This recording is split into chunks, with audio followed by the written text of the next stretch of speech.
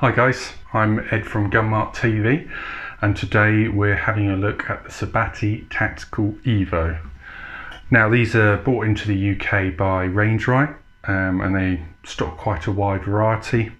I tested not long ago, I tested the ST18, which is one of their chassis rifles, and I was pretty impressed with that, so I fancied having a go with one of these. Now there are a few options if you want one of these. You've got the chrome finish like this one, or it's available in black. And caliber wise, this one's chambered in 6.5 Creedmoor.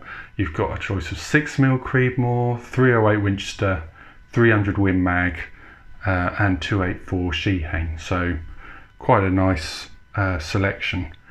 Price wise, you're looking at about $16.50 or $17.50.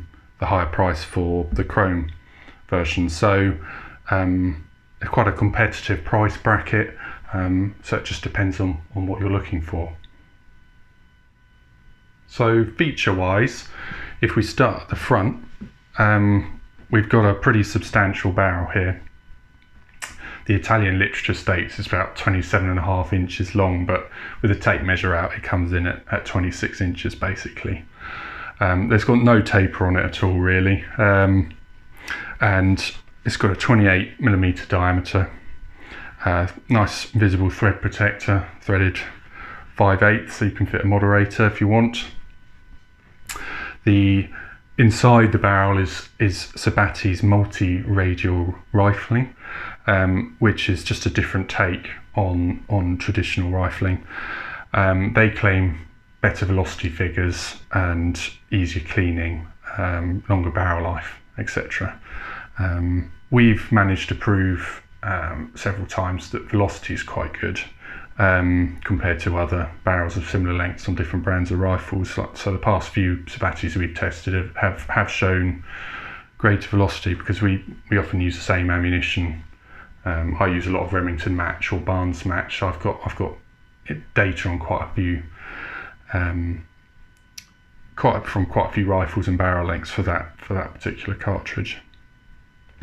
The barrel itself is mated to Sabatti's steel action, which is pretty solid, if not a teeny bit agricultural, but it's definitely solid. So it's not quite as smooth as it could be, but then again, with a bit of use, a lot can change with an action.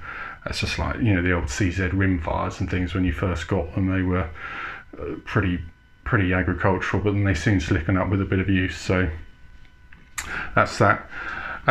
It's got a 3-lugged bolt, 3-lugged bolt even, and that gives you a nice 60-degree throw, which is always nice, and is a sort of personal preference of mine.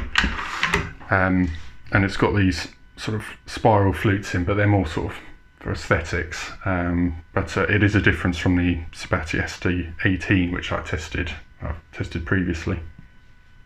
So all in all, a pretty solid action. The rifle, this rifle that I got sent, comes with a 6-round magazine. Now Range Right, who import the Sabatti rifles, say that the UK spec ones will actually be AICS compatible, so you'll be able to pick from a variety of magazines. So they'll probably come with a 6, 7 or 8 round magazine from the factory, and then you can just go and buy a larger capacity AICS, if you like, compatible magazine. So, but these ones, nice design, solid, and offered quite a generous max COL of 2.950, so useful length for the reloaders. Now that slots in pretty easily. It all looks quite smart. Mag release catch wasn't my favourite, which is in the trigger guard here. It's quite a stiff button, and you sort of have to.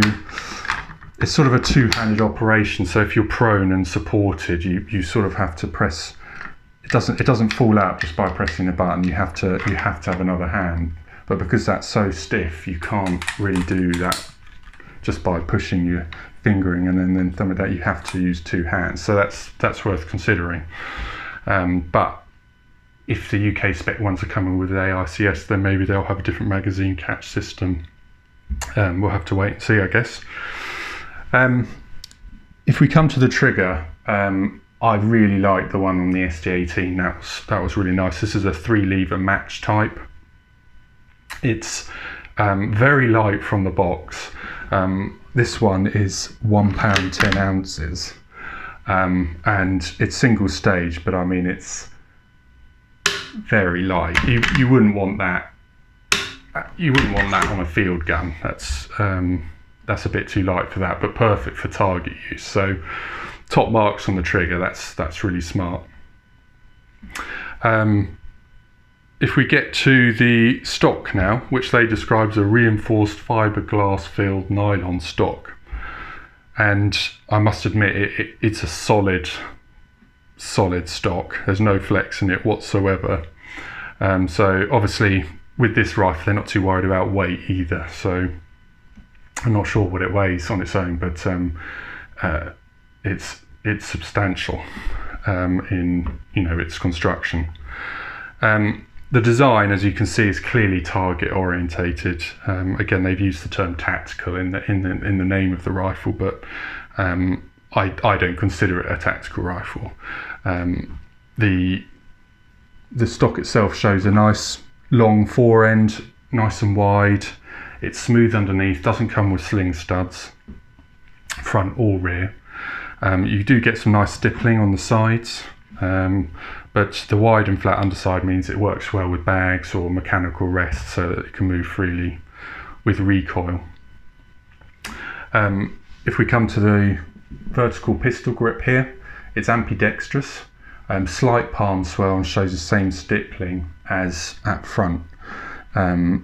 It definitely promotes the thumb up position, which is good because there's a lovely big thumb shelf here. But if you go for the wrap around, it just doesn't quite feel right. Reach to the trigger is good from here. I found it very easy to repeat the same hand position each time. So overall a nice design for the pistol grip, which then obviously merges into your butt section, which is a nice design, quite common these days. So you've got an adjustable cheek piece, which includes a cutout, so that you can remove the bolt without having to adjust this, which is a good thing because the adjustment on this is very fine and therefore very slow.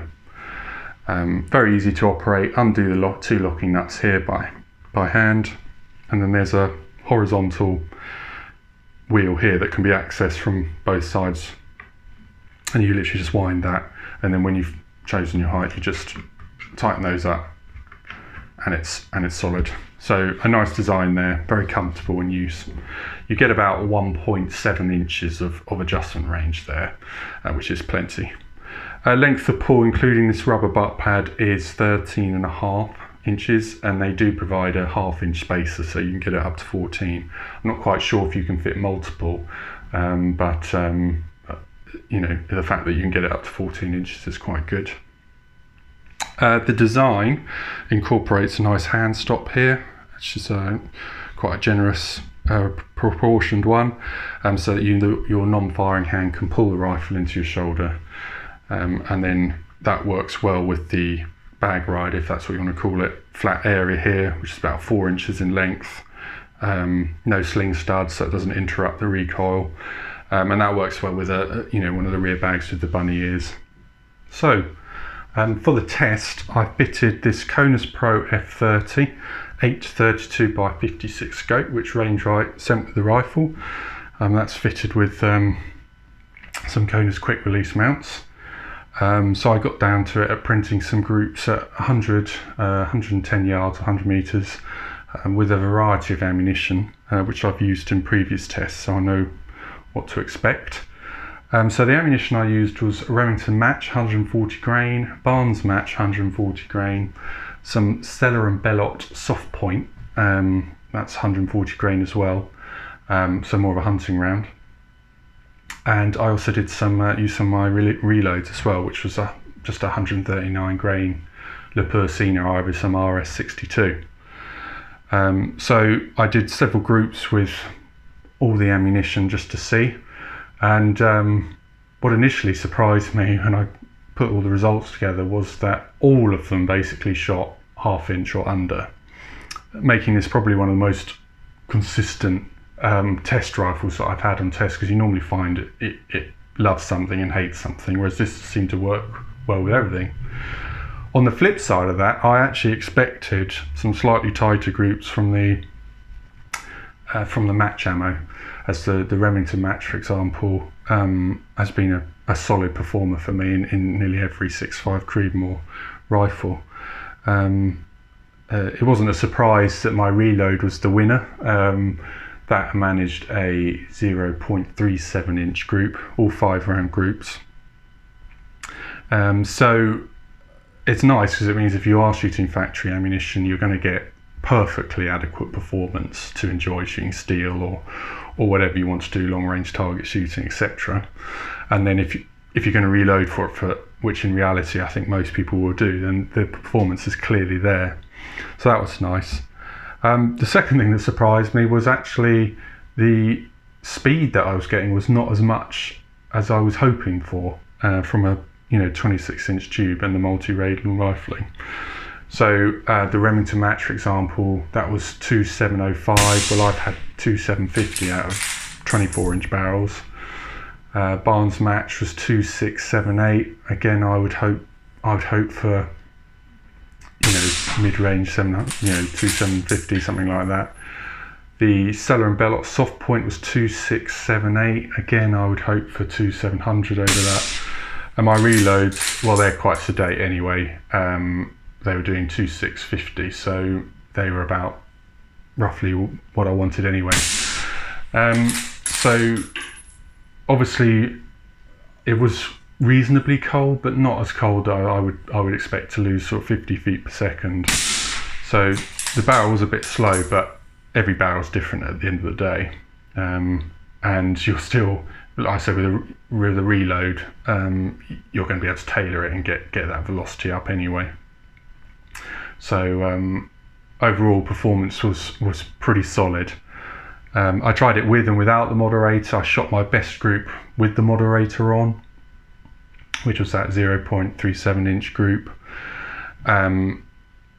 But I actually enjoyed it without the moderator as well, because there's just no heat build up. I was doing some pretty long shot strings.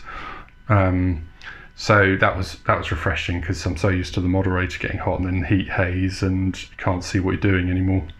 So all in all, a very impressive bit of kit, well worth your consideration, and I've really enjoyed reviewing it. So that's the Sabatti Tactical EVO from Range Right.